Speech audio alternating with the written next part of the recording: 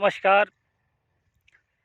हम आपको एक बेहतरीन टॉपिक पे बात करने वाले हैं। अगर हमारी बातें अच्छी लगी तो हमारे चैनल को सब्सक्राइब ज़रूर करें। हम बात करने वाले हैं बहन मायावती जी का, जो उनका दुष्प्रचार किया गया। उनके वोट परसेंटेज गिरने का सबसे बड़ा कारण ये है कि लोग उनके खिलाफ़ दुष्प्रचार करते हैं कि वो दौलत की बेटी हैं, पैसा लेकर के टिकट बांटती हैं। देखिए, उनको कोई भी धन्ना सेठ उनको चंदा नहीं देता है। सिर्फ पार्टी के कार्यकर्ता जो हैं वो चंदा इकट्ठा करके उनको देते हैं, उसी से चुनाव का खर्चा उठाती हैं, आती जाती हैं।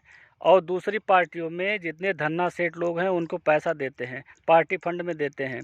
अभी कल का मामला देखिए, जो माननीय सुप्रीम कोर्ट द्वारा जो जजमेंट आया है उसमें ये है कि इलेक्टोरल बॉन्ड, हम आपको आसान भाषा में समझाते हैं। एक SBI का स्कीम था, उस पर 1000 से लेकर के शायद 1 करोड़ तक है उसमें परचेजिंग करने का, और वो RTI के दायरे में नहीं आता। यानी कि कोई भी आम जनता उस चंदे को नहीं जान पाएगी कि कौन ख़रीदा है और किसको दिया है।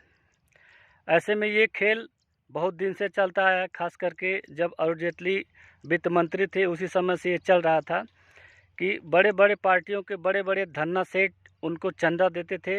अब किसी आदमी को चंदा क्यों देगा?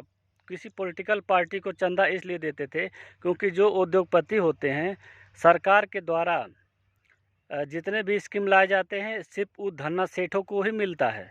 चाहे कोई भी स्कीम हुआ, उस स्कीम में ये लोग अपना कमाते हैं और वो पार्टी को देते हैं, और पार्टी में उनकी भी चलती है। अगर किसी मंत्री से कोई काम हुआ, किसी और से कोई काम हुआ, तो वो धन्ना सेठ अपना काम अपने आसानी से करवा लेते हैं। ऐसे में अब सुप्रीम कोर्ट का जजमेंट आया है कि 2019 से लेकर के 12 मार्च 2019 से लेकर के अभी तक के पूरा ब्यौरा देना है चुनाव आयोग को कि कितना पैसा इलेक्टोरल बॉन्ड द्वारा जमा हुआ और किस पार्टी में जमा हुआ और कौन खरीदा था। ऐसे में अब सभी पार्टियों के नेता बिल्कुल चिंतित होंगे। वो सोचते होंगे कि हमारे खिलाफ क्या क्या होने वाला है। लेकिन बहन मायावती जी चैन की नींद सोएंगी, क्योंकि उनको कोई एक पैसा देता नहीं है, सिर्फ कार्यकर्ता ही उनको पैसा देते हैं। उसी पैसे से वो चुनाव लड़ती हैं।